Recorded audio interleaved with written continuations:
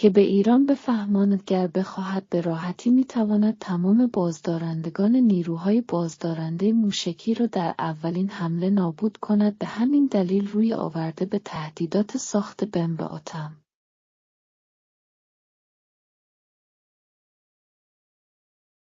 ایران با حمله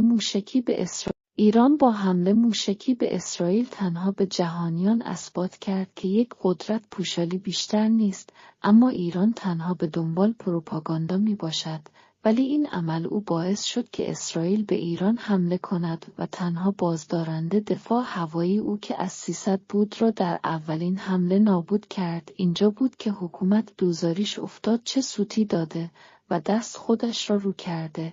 ولی چون اسرائیل به دنبال کنف کردن حکومت نبود، یک عکس ناواضح از مورد اصابت قرار گرفتن از 300 را نشان داد، در صورت